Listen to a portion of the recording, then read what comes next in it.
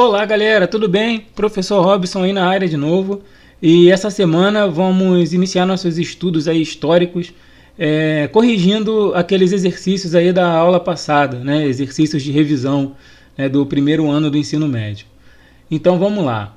Primeiro, um conceito de história, né? Então a história, né, é uma ciência, né, que ela estuda os acontecimentos do passado dos homens utilizando-se dos vestígios que a humanidade deixou. Essa resposta é a mais correta, né? Que vestígios são esses? Vestígios são as fontes históricas, né? O historiador ele não escreve a história ao acaso, ele escreve a história baseado nas fontes históricas. Essas fontes históricas elas podem ser audiovisuais, elas podem ser escritas, elas podem ser orais. E, baseado nas fontes históricas, o historiador, que é o profissional da história, vai escrever a história, vai escrever a nossa história. A outra questão, ela vai falar sobre o mundo grego, né? Mais especificamente sobre a cidade-estado de Atenas. Então, a cidade-estado de Atenas ela vai representar um apogeu aí do período grego, né? As diversas fases em que passa a história da Grécia, né? E vai culminar aí no período clássico com as cidades-estado, né? As cidades-estados elas são chamadas dessa forma, né? Ou também chamadas de polis, porque elas são cidades que têm uma organização política, econômica e social totalmente independente uma das outras. As grandes cidades-estados do período clássico da Grécia foi Atenas e Esparta. Esparta mais ligado à guerra, ao combate, enquanto Atenas mais ligado à questão da democracia e à filosofia. Por isso que a democracia, a resposta para essa questão, foi um regime político criado e adotado em Atenas, no período aí da Grécia Antiga. A democracia, a palavra demo, que significa povo, vem do grego povo, e kratia, poder. Então, significa que o poder é exercido pelo povo. Nesse período, em Atenas, todo cidadão ele tinha participação política direta, ou seja, ele poderia ir na ágora, que era uma praça pública, e propor projetos de lei e votar também projetos de leis propostos por outros cidadãos. O problema é que nem todos em Atenas eram considerados cidadãos, somente aqueles que eram nascidos em solo ateniense e filhos de pai e mãe atenienses. Beleza?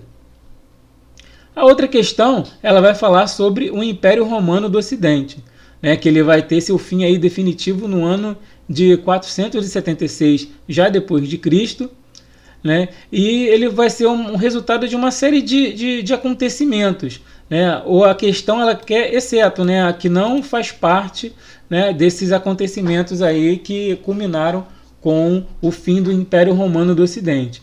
Para essa questão aí é a guerra civil entre Roma e Constantinopla, pois não houve guerra, houve uma divisão.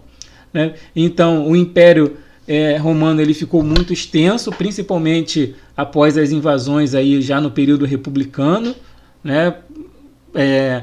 só retrocedendo um pouquinho, a história de Roma ela pode ser dividida em uma monarquia, uma república e um império. Durante a república começa a expansão de Roma, Então Roma ela vai primeiro dominar toda a Península Itálica para depois dominar uma boa parte da Europa e também da África, principalmente ali o norte da África, nas guerras púnicas com Cartago.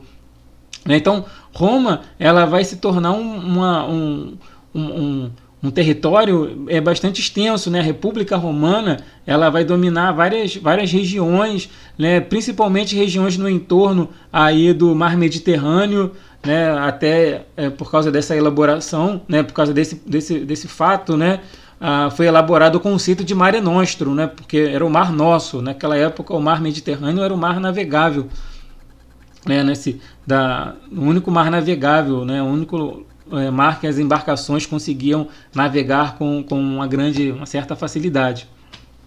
E Roma, dominando o mar Mediterrâneo, vai dominar todo o comércio ali da região.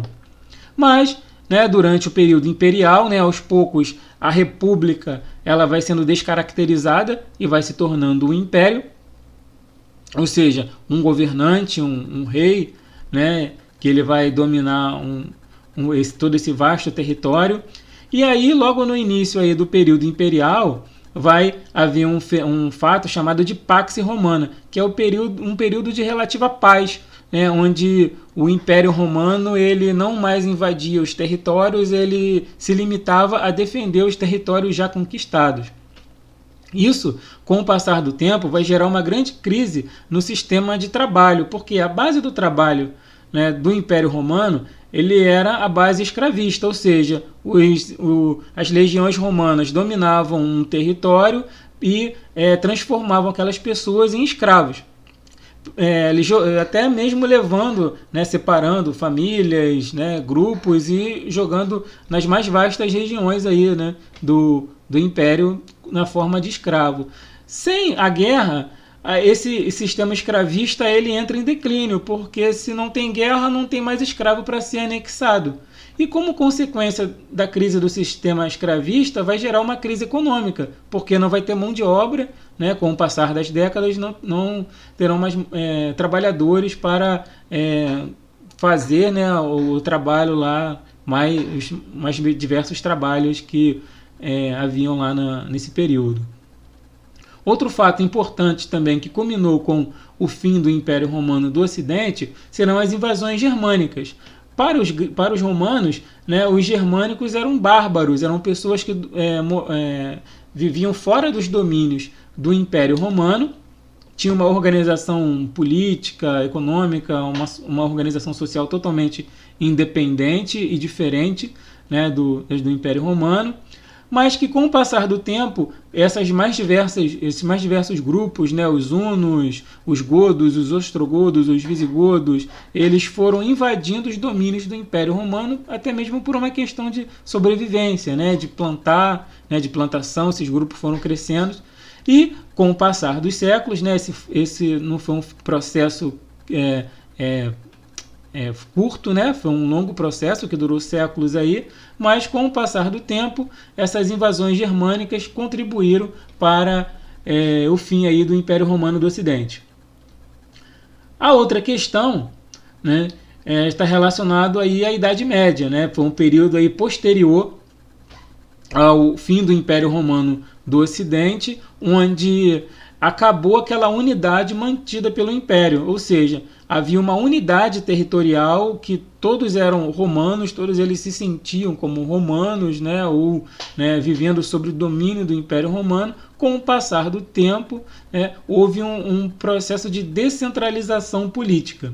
E aí, essa questão também, ela quer a exceção, ela quer, né, uma forma de organização, né, que não está de acordo aí com o feudalismo europeu. Para essa questão, a resposta correta é a condenação do feudalismo pela Igreja, porque a Igreja Católica, na época, era a instituição mais influente de todo o mundo medieval, de toda a Europa ocidental. Então, em cada feudo, né, havia aí uma igreja, né, um padre, né, e organizando a vida social, organizando a vida, né, o ser humano, né, desse período aí, do período medieval, era muito voltado para buscar o céu, né, viver o período aqui na Terra de acordo com as ideias propostas pela Igreja para alcançar o paraíso. Então, por isso que a Igreja Católica na época monopolizava aí a cultura. E por isso, né, ela não condenava o feudalismo. As outras, né, elas sim, elas são uma forma de organização, a descentralização política, né, a propriedade da terra como base econômica, né, os senhores feudais, eles tinham seu feudo, eles mandavam no seu feudo, né, e a vida social era caracterizada pelos laços de dependência, principalmente entre os senhores feudais. Beleza, galera? Então, espero ter sido claro, né? Qualquer coisa aí é só mandar uma mensagem, né? Estou aberto aí a tirar todas as dúvidas. Valeu, galera? Um abraço aí, se cuidem e até a próxima.